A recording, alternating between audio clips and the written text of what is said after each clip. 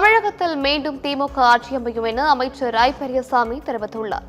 ஊரக வளர்ச்சித்துறை அமைச்சரும் ஆத்தூர் தொகுதி சட்டமன்ற வேட்பாளருமான ஐ பெரியசாமி திண்டுக்கல் நகர் பகுதியில் உள்ள ஸ்ரீ வாசவி மெட்ரிகுலேஷன் மேல்நிலைப் பள்ளியில் உள்ள வாக்குச்சாவடியில் தனது குடும்பத்துடன் வந்து வாக்களித்தார். பின்னர் செய்தியாளர்களிடம் பேசிய அவர், இரண்டாவது முறையாக மீண்டும் தமிழக முதல்வராக மு.க. ஸ்டாலின் பதவி ஏற்பார். மக்களிடம் நல்ல எழுச்சி உள்ளது என்றும் தெரிவித்தார்.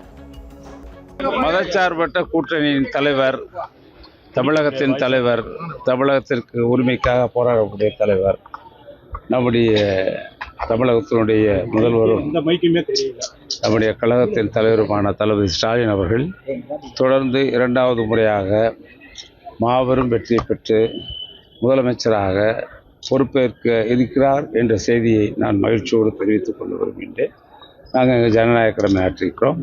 மக்கள் மிகவும் விறுவிறுப்பாக மதச்சார்பற்ற கூட்டணிக்கு இன்றைக்கு ஆதரவு தெரிவிப்பதை கண்கூடாக பார்க்க முடியும்.